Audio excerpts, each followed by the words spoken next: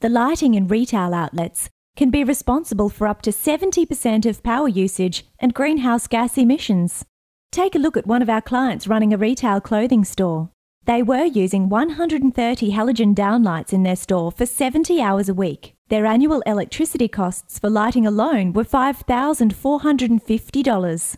By switching the store to LED downlights, they saved $4,365 on their annual electricity costs. That's a saving of 80%.